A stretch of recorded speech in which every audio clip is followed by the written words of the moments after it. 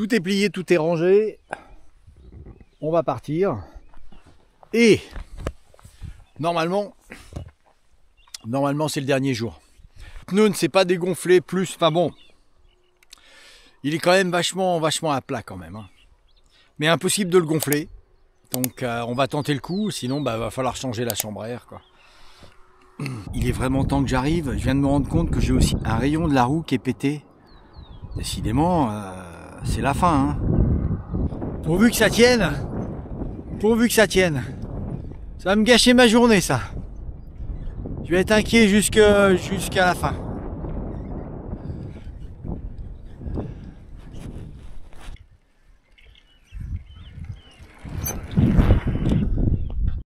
Et petite pause pour mes tipeurs, pour remercier mes nouveaux tipeurs. J'ai Willy et Daniel, merci beaucoup. Je sais que je suis rentré maintenant, mais je sais que j'ai voyagé et que là-bas j'ai pris un café et un croissant grâce à vous. Donc merci beaucoup.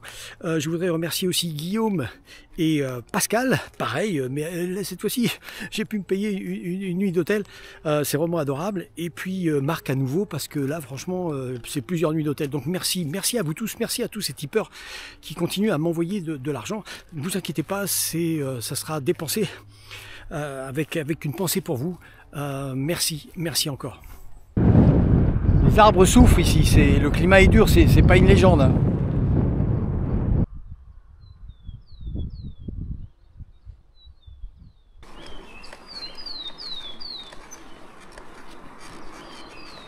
Alors que nous sommes en approche dans la dernière, dans les derniers virages, si je puis dire,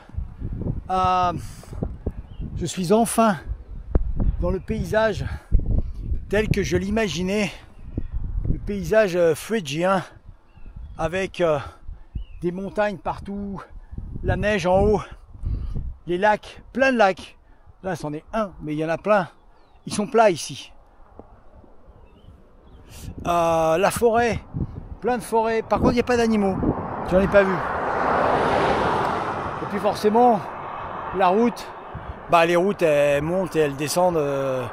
Ouais, c'est pour le dernier jour, dur quoi. Mais c'est tellement beau, tellement beau. Je suis tellement content d'être là et d'avoir pour le dernier jour du beau temps. C'est merveilleux quoi. Le vent ne s'est pas levé encore vraiment. Il y en a eu un peu, mais très peu. Donc c'est merveilleux. Le seul point noir, bien sûr, c'est ma roue, quoi, que je surveille constamment, parce que tout doucement, elle continue à se dégonfler, tout doucement. Elle est presque à plat et il me reste 50 km. Alors certains doivent penser, mais pourquoi tu ne changes pas la chambre à air, couillon?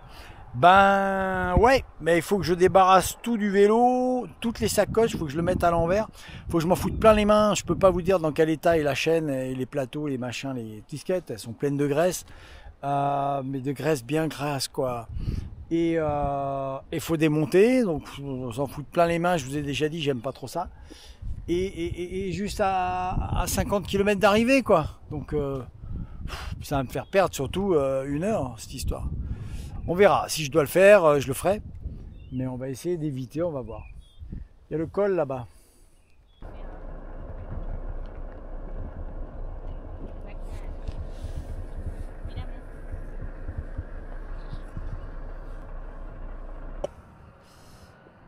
Alors je voulais profiter de ce magnifique paysage. Bon, la pluie arrive. Pour vous parler de la Defan Coria. Vous savez, ces fameux hôtels avec les bouteilles d'eau, je vous en ai déjà montré quelques-uns. Et qui sont tout le long de la route en Argentine. Malheureusement ici j'arrive dans une région où il y a beaucoup d'eau, donc il y a moins de, il y a Gauchito, Gilles, mais il n'y a pas la Defan Coria. Alors Defan Coria, c'est une légende au départ, ça s'est passé entre 1835 et 1850.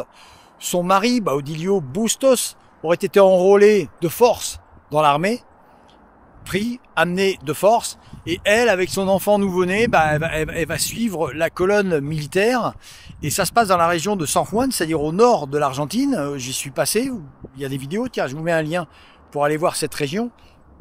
C'est une région très sèche, et malheureusement, en suivant la colonne militaire, elle va décéder, elle va mourir de soif, Et elle va être retrouvée 3-4 jours après avec des charognards qui tournaient autour. Des bergers la trouvent décédée avec un bébé qui a survécu en tétant sa maman. Voilà, donc ils ont récupéré le gamin, ils l'ont adopté et ils ont fait une petite croix. Voilà.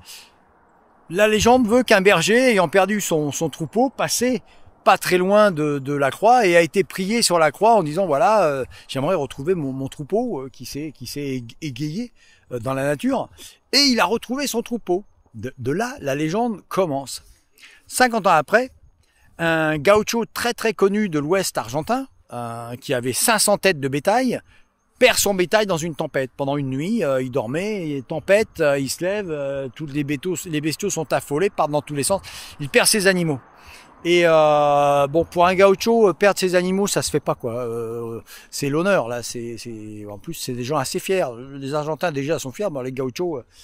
Quelqu'un lui parle de cette légende de la croix qui existe encore, et d'aller prier pour retrouver son troupeau. Il va prier et il promet que si jamais il retrouve son troupeau, il fera une chapelle. Et de là a démarré cette merveilleuse histoire, cette légende, cette femme qui est devenue une sainte, la défunte Correa. Voilà, Maria Antonia Correa, c'était le nom de sa femme, à Baudilio Bustos.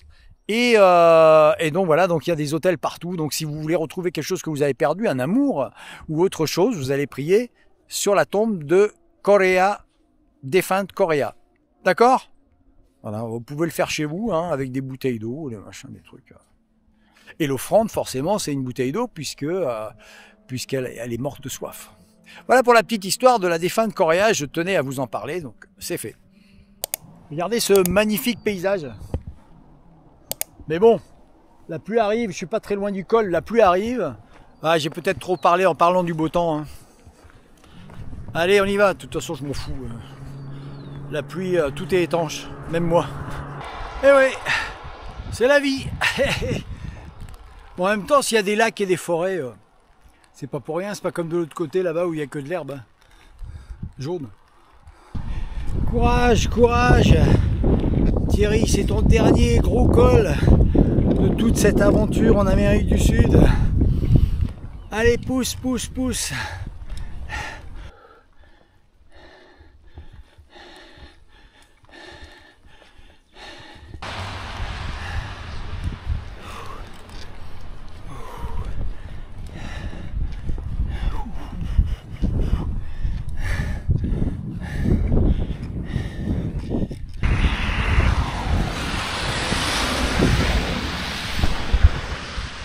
Nous sommes au col Garibaldi. Juste après la pluie, comme ça, il y a des odeurs de terre mouillée, d'humus, de tourbe, de feuillage, de fleurs. C'est vachement parfumé, c'est extraordinaire. Waouh! Ça, je peux pas vous le transmettre, c'est quelque chose d'incroyable. Des odeurs que j'avais jamais senties. C'est encore un mélange d'odeurs différents. C'est puissant, très puissant. Qu'est-ce que c'est beau!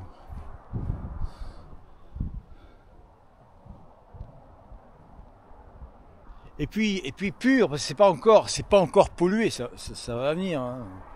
Mais pour l'instant, c'est un monde presque vierge.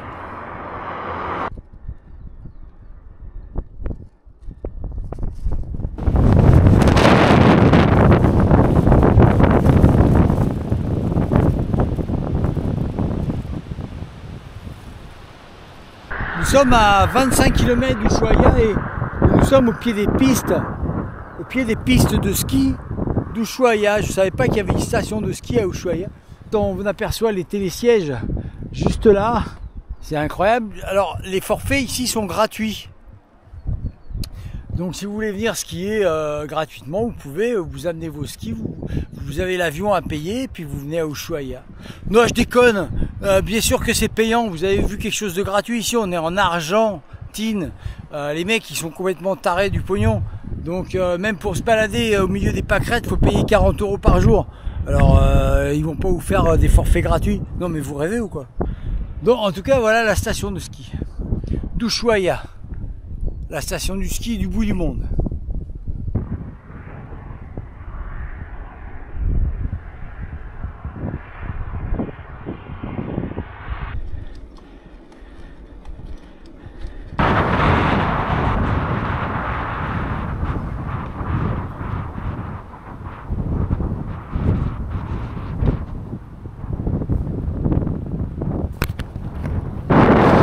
J'arrive pas à arriver à Ushuaia.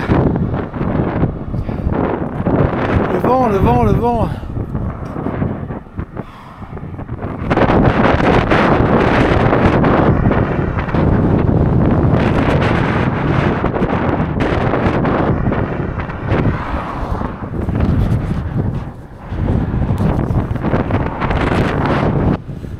I did it!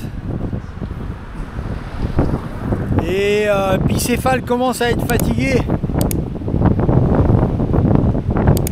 Les plateaux arrière, je sais pas comment ça s'appelle, la cassette. Les pneus, il y a tout qui déconne. Hein. J'en ai bavé aujourd'hui, dure journée.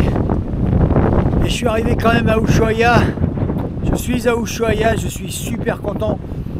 Merci mes amis nomines, merci à tous ceux qui m'ont suivi. La semaine prochaine, on parlera d'Ushuaia, on fera un bilan, je ne sais pas encore. Merci à tous ceux qui m'ont suivi depuis le début, qui m'ont pris en route. Et puis ceux qui viendront me voir dans le futur. Je suis à Ushuaia. Ouais, j'en reviens pas. Et ça on pourra jamais me le piquer. C'est comme un examen, comme le bac, on l'a eu. Je suis venu à Ushuaia en vélo du Pérou jusqu'à ma mort. Je pourrais dire je suis venu à Ushuaia en vélo du Pérou. C'est à vie. Et j'ai pas triché. Même pas 10 mètres, je n'ai pas triché.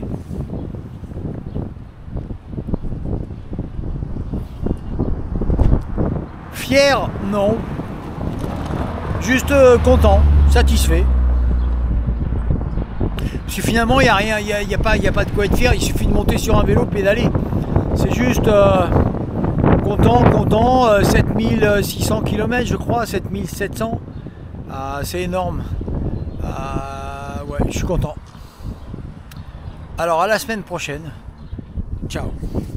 Tada!